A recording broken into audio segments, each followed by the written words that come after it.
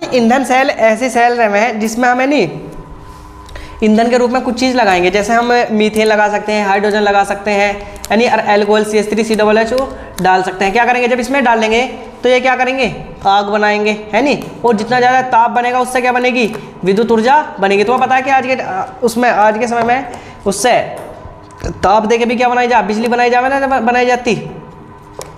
Train भी कैसे चलाई जाती थी पहले, कोयले से कैसे चलाई जा रही थी, कोयले से उसमें क्या भरा जा रहा था, कोयला भरा जा रहा था, फिर ताप बढ़ा कर रहा था, तो ताप बढ़ने से क्या चल रहे थे, इंजन क्या हो रहे थे वे, हाँ गर्म हो रहे थे। इसी तरह से भैया ईंधन सेल है, ईंधन सेल में क्या करा जाएगा, चाहे तो हम हाइड्रोजन गैस भरे, क्योंकि हाइड्रोजन गैस का उपयोग हम खाना बनाने में भी कराए ना करते हैं। हाइड्रोजन क्या, तो हाइड्रोजन गैस उसमें भरेंगे, हाइड्रोजन गैस भरने के बाद चाहे उसमें मीथेन भरेंगे या एथिल अल्कोहल भरेंगे, ये भरने के बाद में उसमें आग जलाई जाएगी, और जितनी ज़्यादा आग लगेगी क्या होगा, इतना ज़्यादा ताप बढ़ेगा, और जितना ज़्यादा ताप बढ़ेगा फिर क्या होगा उसमें भैया, इतनी ज़्यादा विद्युत ऊर्जा पैदा होगी। ये बहुत महत्वपूर्ण सेल है, तो लिखो, और इंपॉर्टेंट सेल है भैया, इसमें लिखेंगे ऐसी, इनमें लिखो, इनमें या ऐसे, इनमें ना लिखो, ऐसे लिखो, ऐसी गैल्वेनिक सेल,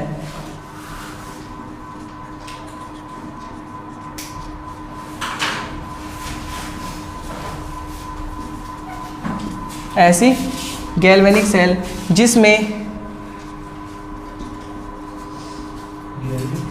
जिसमें हाइड्रोजन CH4 व CH3OH को CH3COH को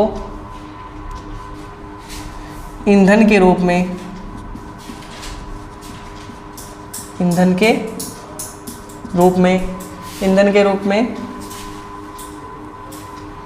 प्रयोग कर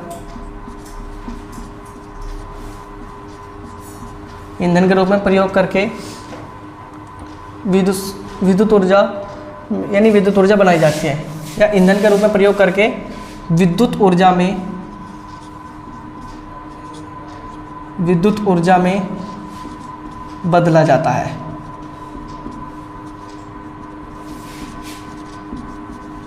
यानी भैया ऐसी गैल्वेनिक सेल जिसमें हाइड्रोजन, मीथेन, CH3COOH को ईंधन के रूप में प्रयोग करके सीधा विद्युत ऊर्जा में बदला जाता है, इन्हें क्या कहेंगे हम, बदला जाता है। ये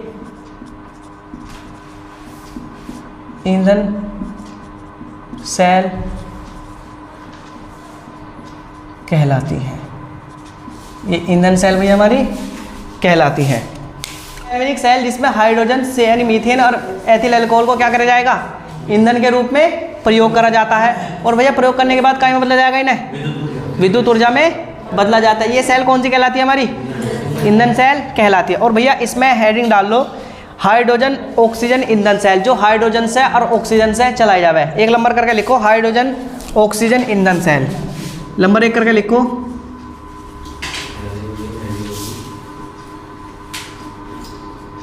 हाइड्रोजन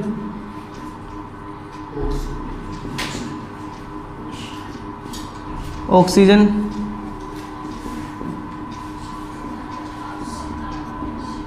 ईंधन सेल, हाइड्रोजन ऑक्सीजन ईंधन सेल। और भैया हाइड्रोजन ऑक्सीजन ईंधन सेल बनाने, यानी उसके साथ में हमें इसका चित्र बनाना पड़ेगा।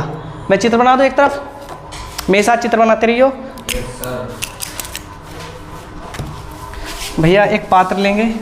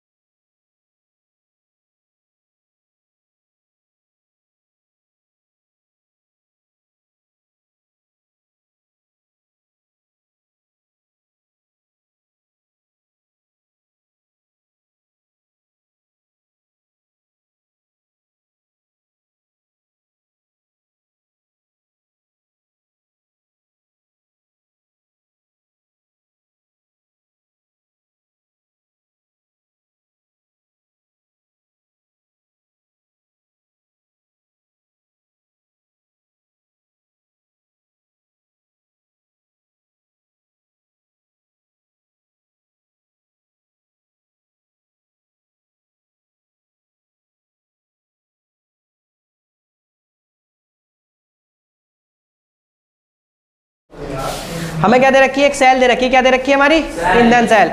हमें पता है कि हम ईंधन सेल यानी कोई सी भी सेल पढ़ी तो हमने उसमें सबसे पहले जो था उसके बारे में पढ़ा। सबसे पहले हम देखेंगे जो हमारी ये ईंधन सेल है क्या है, जो बाबू हमारी ईंधन सेल है उसमें ईंधन के रूप में क्या दिया जावे, हाइड्रोजन ऑक्सीजन।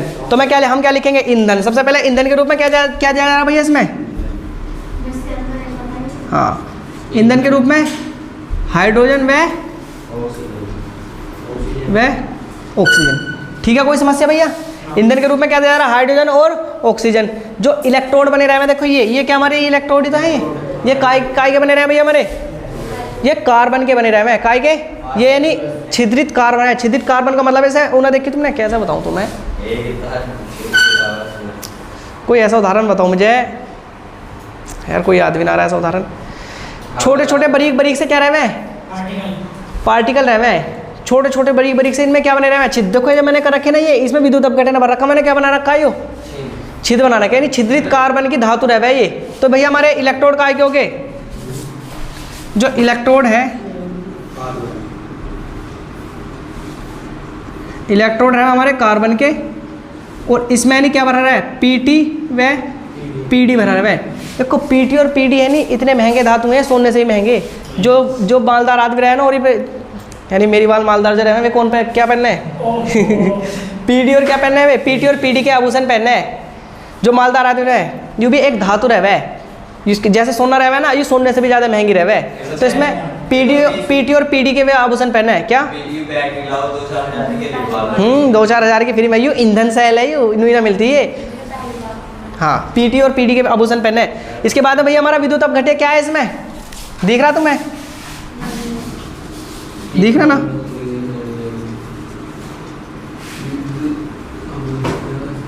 देखो विद्युत अपघट्य भैया क्या है, विद्युत अपघट्य हमारा सांद्र क्या है,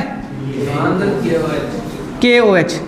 KOH का मतलब क्या है, पोटेशियम हाइड्रोक्साइड। क्या है, हाइड्रोक्साइड। ध्यान रखना ये पोटेशियम हाइड्रोक्साइड भरा रहेगा, लेकिन उसकी कुछ शर्तें हैं। जो उसका तापमान है कितना होना चाहिए, 200 सेल्सियस। और जो भैया उस पर दाब लगना चाहिए, कितना दाब लगना चाहिए, 30 ATM। तो मैं लिख लूँ प्लस 200 सेल्सियस प्लस 10 नहीं 30 ATM, 30 ATM। बताओ भैया कोई समस्या। अभी हम इसमें से देख के लिख रहे। अब भैया हमारा जो एनोड पे है, एनोड को क्या दिया जा रहा है हमारा, जो हमारी एनोड पे, एनोड से क्या दे रही है, हाइड्रोजन जा रही नहीं जा रही, जो ईंधन के रूप में एनोड से, एनोड को हाइड्रोजन, मैं कैथोड को क्या दिया जा रहा है भैया हमारा, कैथोड को क्या दिया जा रहा है भैया हमारा, ऑक्सीजन। पहले से लिख लो, और फिर इसकी अभिक्रिया लिखेंगे, इसकी अभिक्रिया कैसे होगा। हमेशा ध्यान रखना, जो हमारी हाइड्रोजन ऑक्सीजन सेल है ना, इसमें ईंधन के रूप में हाइड्रोजन व ऑक्सीजन को यूज करा जाएगा। किसका, हाइड्रोजन व ऑक्सीजन का। जो इलेक्ट्रोड बने रहेंगे कार्बन के बने रहेंगे, लेकिन प्लेटियम और पीडियम क्या है उसमें छिद्र रहेंगे। ठीक है, अगली बात है विद्युत अपघट्य। विद्युत अपघट्य क्या रहेगा हमारा, सांद्र KOH। KOH का मतलब क्या है, पोटेशियम हाइड्रोक्साइड। और भैया जो इसका जो एनोड को से, एनोड को देखो, एनोड क्या हमारी, एनोड से क्या दिया जाएगा, हाइड्रोजन, यानी इधर से तो हाइड्रोजन गैस छोड़ी जाएगी, इधर से क्या छोड़ा जाएगा हमारा, ऑक्सीजन गैस छोड़ी जाएगी। अब भैया ये तो हद तक की बात है। अब इसकी अभिक्रिया इंपॉर्टेंट है, इसकी अभिक्रिया लिख लो।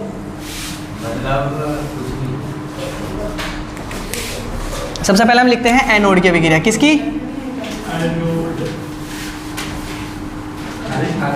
एनोड। एनोड पे क्या है, देखो बाबू, एनोड की हमारी हाइड्रोजन है। खुशबू क्या कह रहे, एनोड पे, एनोड हमारी पे देखो, एनोड से क्या जा रहा है हमारा, हाइड्रोजन दी जा रही है। और हाइड्रोजन की अभिक्रिया भैया इसमें पोटेशियम में OH माइनस OS होगी, किससे होगी, जिसमें 2 हाइड्रोजन दी जाएगी प्लस 2 OH माइनस से दी जाएगी, और इससे 2 इलेक्ट्रॉन क्या करे जाएंगे, निकाल ले जाएंगे। अब देखो क्या बनेगा, हमारे पास हाइड्रोजन कितने, 2 दूनी 4, और यह 2 दूनी 4। तो यहाँ सबसे पहले तो हमारा एक तो बनेगा H2। क्या बनेगा हमारा भैया, एक तो H2 बनेगा। अब H2 में देखो हमारे 2 दूनी 4, 2 दूनी 4, 4 और 2 6। हमारे हाइड्रोजन कितने हो रहे हैं यहाँ, 6। और ऑक्सीजन कितने हमारे पास, 2 ही ऑक्सीजन। यहाँ कितने ऑक्सीजन, 2। यार ये तो इस हिसाब से बैलेंस ना होने की, इस हिसाब से हमें ये कितने लेने पड़ेंगे हमारे यहाँ से, 4 लें। अब हाइड्रोजन कितने हो गए, 2 दूनी 4, अरे 4 4 8। मैं यहाँ 4 लगा दूँ, देखो 2 दूनी 4 और 4 4 8, हाइड्रोजन 8 हो गए, ऑक्सीजन कितने हमारे पास 4 है, ऑक्सीजन है, ताल लो जल्दी से। जो हमारी एनोड पे है, एनोड पे ये वाली अभिक्रिया हमारी होगी। एक चीज़ का ध्यान रखना बस, हमसे देखो एक गलती हो रही है इसमें, हमारे पास पता OH पे कितने, देखो OH कितने माइनस का 4 है, तो इसमें से इलेक्ट्रॉन भी कितने निकालने पड़ेंगे, 4 ही इलेक्ट्रॉन मुझे इसमें से निकालने पड़ेंगे। अब दूसरी अभिक्रिया कौन सी हमारी, कैथोड की। कैथोड पे क्या हमारा ऑक्सीजन है बाबू, हमारा कैथोड पे देखो क्या हमारा हाँ, कैथोड पे क्या हमारा ऑक्सीजन है। इसकी अभिक्रिया भैया हमारे जो हमारे जल के अणु प्राप्त हुए ना, उससे H2O से करानी पड़ेगी। इसकी अभिक्रिया कैसे करानी पड़ेगी हमारी, हाँ, जो कैथोड पे ऑक्सीजन है इसकी अभिक्रिया किससे कराएंगे हम, जल से कराएंगे। तो भैया हमारा इससे यहाँ जो प्राप्त होगा, हमें 4OH माइनस प्राप्त होगा। क्या प्राप्त होगा, मैं इससे 4OH माइनस प्राप्त होगा, और इसमें 4OH माइनस प्राप्त होगा प्लस 4 इलेक्ट्रॉन 4OH माइनस। लिखो, पहले से लिखो, फिर से समझा दूंगा मैं कभी कभार पूछ रहा है कि संपूर्ण सेल अभिक्रिया लिखो। क्या संपूर्ण सेल अभिक्रिया, देखो संपूर्ण सेल अभिक्रिया कैसे बनेगी बाबू, पहले जो जो कटने वाले उन्हें काट दो। 4 इलेक्ट्रॉन है, 4 इलेक्ट्रॉन क्या हो जाएंगे हमारे, कैंसिल हो जाएंगे।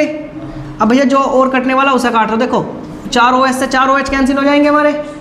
देखो यहाँ 2H2 है, 2H2 से 2H2 कैंसिल हो जाएगा, भी वहाँ कितने H2 बचेंगे हमारे, अभी 2H2 हमारे बचेंगे। अब हमारे पास क्या बना, एक तो 2H2 बच रहा है, प्लस अभी क्या बच रहा है हमारे पास, O2 बच रहा है। इधर के पास यही तो बच रहे, बाकी तो कैंसिल हो गया।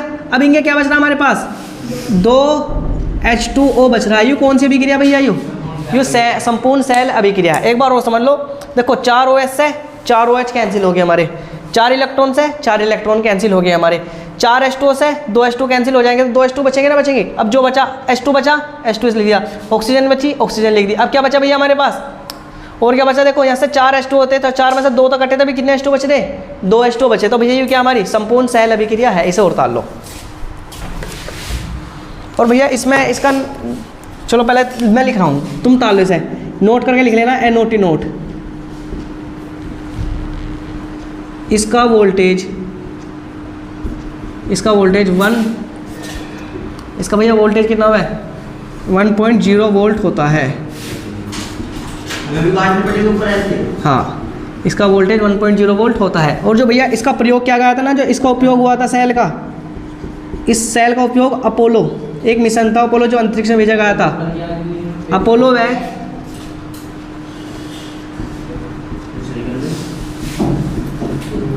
अपोलो व जेमिनी अंतरिक्ष कार्यक्रम में इसका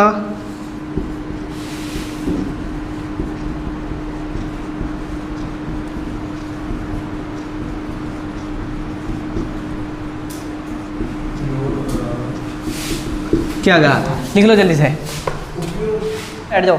हमने क्या पढ़ा आज, ईंधन सेल। ईंधन सेल भैया हमारी ऐसी गैल्वेनिक सेल है जो हाइड्रोजन को यानी H2O को, CH4 को, CH3 को क्या करें, ईंधन के रूप में प्रयोग करेंगे, और फिर ये ईंधन के रूप में प्रयोग करके हमें क्या देंगे, विद्युत ऊर्जा में इनसे प्राप्त होगी। अब हमने पता है कि हम सबसे इसमें 1 नंबर पर जो ज़्यादा इंपॉर्टेंट है वो है हाइड्रोजन ऑक्सीजन ईंधन सेल। हमें पता है हाइड्रोजन और ऑक्सीजन से जो बनती होगी कौन सी सेल बोल लेंगे, हाइड्रोजन व ऑक्सीजन ईंधन सेल बोलते हैं। भैया इसका चित्र तुम्हारे सामने प्रस्तुत है। भैया चित्र है, इसमें एक एनोड होगी, एक कैथोड होगी, वे कार्बन की बनी रहेगी, लेकिन उनमें पीटी या पीडीएम के वे भी लगे रहेंगे। इसके बाद में एक तरफ से जो कैथोड की तरफ से O2 दी जाएगी और एनोड की तरफ से क्या दी जाएगी, हाइड्रोजन दी जाएगी। जो इसका जो भैया इसमें विलयन भरा रहेगा, जो विद्युत अपघट्य के रूप में सांद्र KOH भरा रहेगा, जो ताप 200 सेल्सियस और उसका दाब कितना होना चाहिए, 30 ATM होना चाहिए। यहाँ मैंने लिख रखा ईंधन के रूप में हाइड्रोजन व ऑक्सीजन है, इलेक्ट्रोड कार्बन में पीटी या पीडी के होंगे, विद्युत अपघट्य के रूप में क्या होगा, सांद्र KH होगा, यानी कार्बन का यानी 200 सेल्सियस तापमान होगा, और 30 ATM का क्या लगेगा, उस पर दाब लगेगा। एनोड से एनोड को हाइड्रोजन में कैथोड को क्या दी जाएगी, ऑक्सीजन दी गई। भाई एनोड को हाइड्रोजन दी जा रही, कैथोड को क्या दी जा रही, ऑक्सीजन दी जा रही। इसके बाद में जो मोस्ट इंपोर्टेंट है भैया, यानी इसकी अभिक्रिया है, एनोड पे हाइड्रोजन की अभिक्रिया 4 OH माइनस से कराएंगे, उसमें से 4 इलेक्ट्रॉन हमें निकालने पड़ेंगे बैलेंस करने के लिए। निकला तो 4H2O हमारा बन गया। अब हमारी कैथोड है भैया ऑक्सीजन की अभिक्रिया जल के अनुसार कराएंगे और भैया इसमें से 4 इलेक्ट्रॉन इसमें जोड़ेंगे तो इस पर क्या आ जाएगा -4 इधर की तरफ आ जाएगा। संपूर्ण सेल अभिक्रिया का मतलब 4 OH यानी 4 OH से 4 OH कैंसिल हो जाएंगे भैया। इसके बाद 4 इलेक्ट्रॉन से 4 इलेक्ट्रॉन कैंसिल हो जाएंगे, 2H2O से 2H2O कट जाएंगे। अब जो बचा यहाँ 2 हाइड्रोजन बचे, 2 हाइड्रोजन लिख दिया मैंने, 2 ही ऑक्सीजन बचे, ऑक्सीजन लिख दिए। इधर का सारे का खेल खत्म, तीर का निशान लगा के 2H2O बचे, 2H2 के H2 लिख दी भैया। इसमें मैंने लिख दिया कि नोट इसका वोल्टेज कितना हुआ है 1.0 वोल्ट होता है। और भैया इसका उपयोग क्या गया था, इसका उपयोग अपोलो व जेमिनी अंतरिक्ष कार्यक्रम में इसका प्रयोग किया गया था। आज की अब हेडिंग डाल लो, अगली हेडिंग डाल लो संचारण।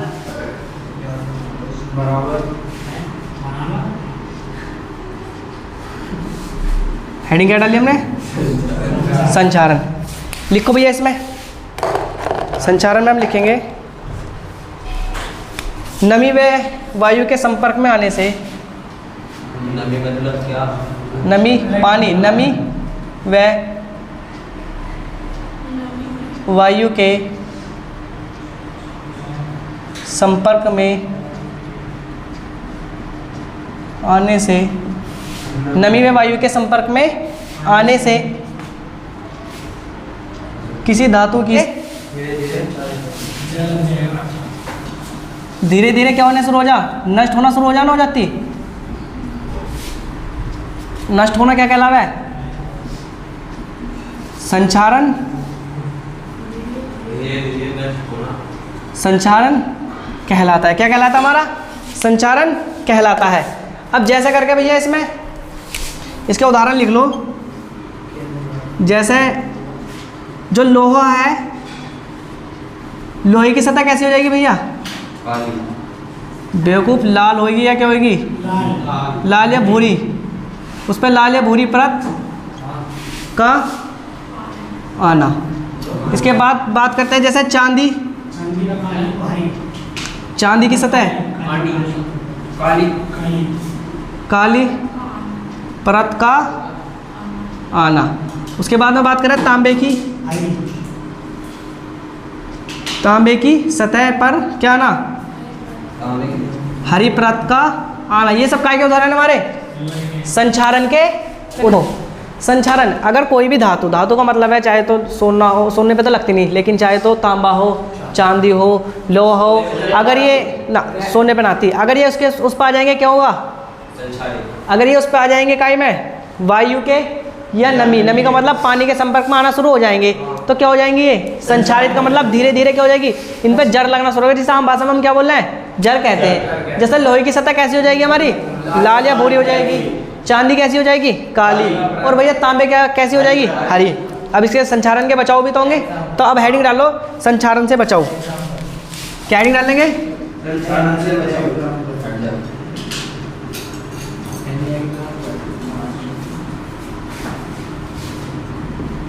संचारण से है, हाँ एक नंबर करके लिखे, संचारण से बचाओ। नंबर 1 लिखो भैया, धातु की सतह को क्या कर देना चाहिए, काली।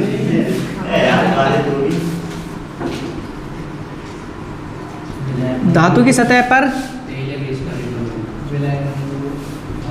पेंट कर देना चाहिए। नंबर 1 करके क्या कर देना चाहिए, धातु की सतह पर हम अगर हम उस पर पेंट कर देंगे तो क्या आ जाएगा, पेंट कर देंगे, ठीक है। इसका नंबर 2 लिखो, नंबर 2 करके लिख लो, धातु की सतह को, धातु की सतह को अक्रिय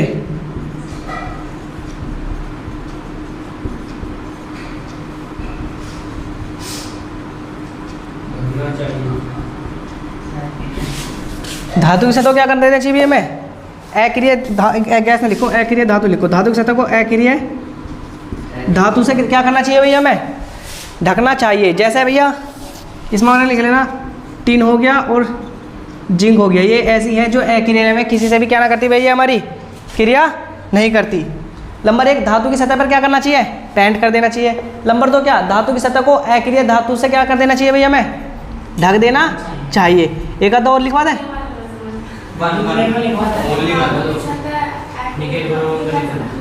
मैं बताऊँगा कैसे, पहले इसे लिखो।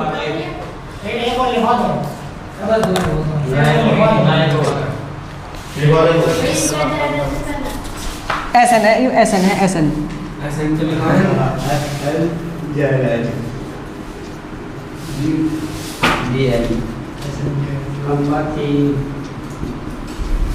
धातु की सतह पर बिस्फिनोल का लेप करना चाहिए। और नंबर 4 वो लिख लो भैया, धातु को नमी के संपर्क में ना आने दे। पहले इन्हें लिख लो आराम से, फिर मैंने बताऊंगा क्या है। धातु की नमी के संपर्क में ना आने दे। चुप हो। देखो हमने हेडिंग डाली थी संचारण। संचारण क्या रहा है? जब भी कोई धातु वायु नमी की उपस्थिति में होगी तो धीरे धीरे नष्ट होना शुरू हो जाएगी। क्या कहलाएगा हमारा? संचारण। हमने संचारण के उदाहरण लिए, लोहे पर जंग लगना, चांदी की परत का काली पड़ना और तांबे की परत का हरी पड़ना। ठीक है, कोई दिक्कत नहीं। हमने लिखा संचारण से बचाओ। हम संचारण से किस तरह से बचाव कर सके? पहला है कि धातु की सतह पर पेंट कर देना चाहिए। ठीक है भैया, हमने धातु की सतह पर पेंट कर दिया। दूसरा है कि धातु की सतह को अक्रिय धातु से ढक देना चाहिए। देखो अब धातु तो हमारी बहुत सारी है। अब जैसे लोहा है नहीं, लोहा भी एक धातु है, और हमारी क्या है, जिंक भी एक धातु है, और एसएन का मतलब क्या, हमारी टिन भी क्या हमारी एक धातु है।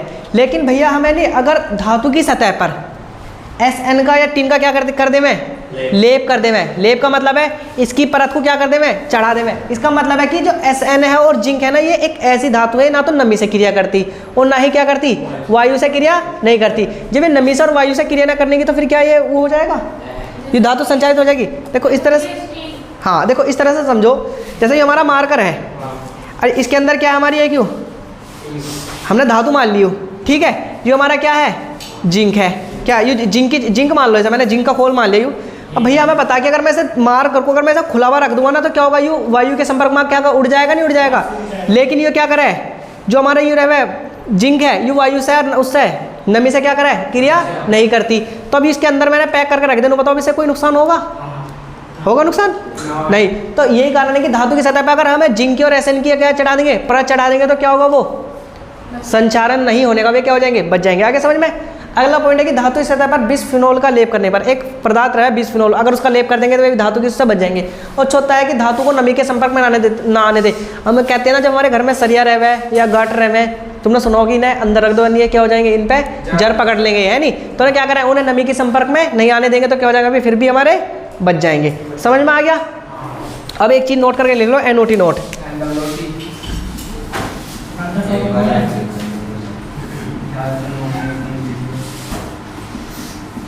जंग का सूत्र Fe2O3.XH2O होता है। जंग हाँ, ऐसे जंगी तो बोल रहे हैं, जंग या संचारण लिख लो भैया। चलो मैं संचारण लिख रहा, भाई सब गलती होगी। लो संचारण का सूत्र क्या होगा बाबू हमारा, Fe2O3.XH2O होता है। हाँ, अब हेडिंग कर लो विद्युत रासायनिक श्रेणी। अब संचारण लिख लो, जंग लिख लो, कोई से भी एक चीज लिख लो इसमें से, दोनों में से।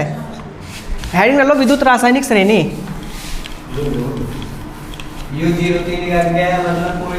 हाँ, ये पॉइंट X2 है, जल के अणु की संख्या आ जाएगी। जितने भी जल के अणु आएंगे उतनी जल के अणु की क्या आ जाएगी, संख्या। X की जगह मैंने जल के अणु की संख्या ना लिखी, इसलिए X लिख दिया उसमें। हेडिंग कर लो विद्युत रासायनिक श्रेणी।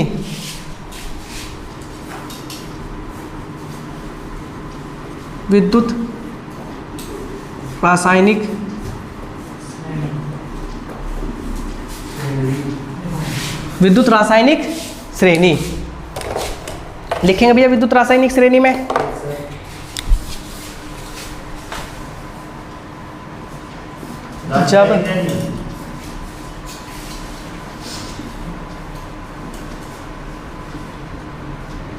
जब विभिन्न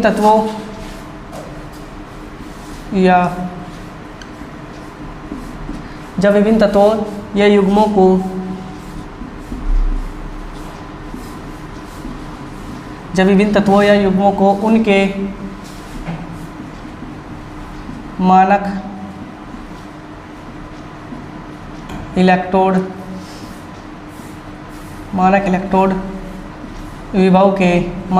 विभव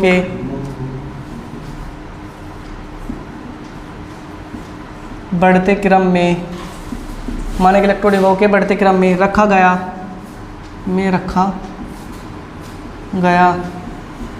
जब विभिन्न तत्वों या युग्मों को उनके मानक इलेक्ट्रोड विभव के बढ़ते क्रम में रखा गया तो एक श्रेणी, तो भैया एक श्रेणी प्राप्त हुई जिसे विद्युत रासायनिक श्रेणी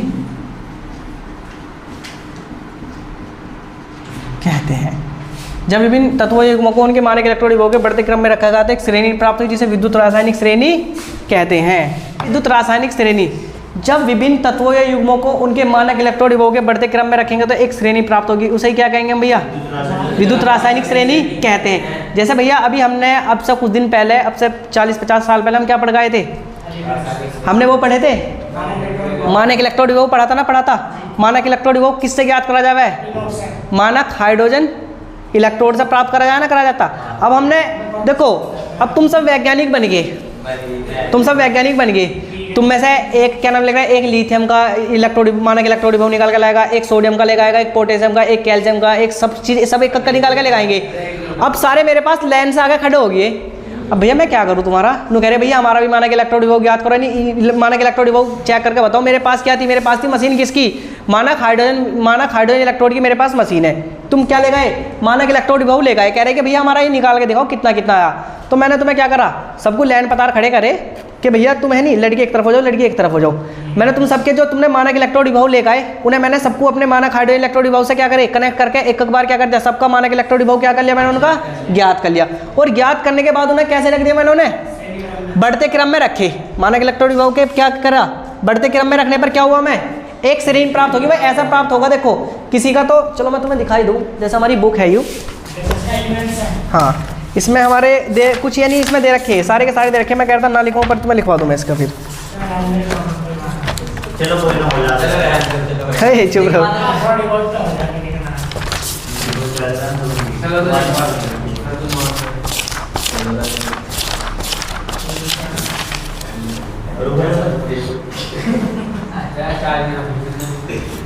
जैसे खुशबू लेकर आई थी भैया लिथियम को। किसको लेकर आई थी खुशबू?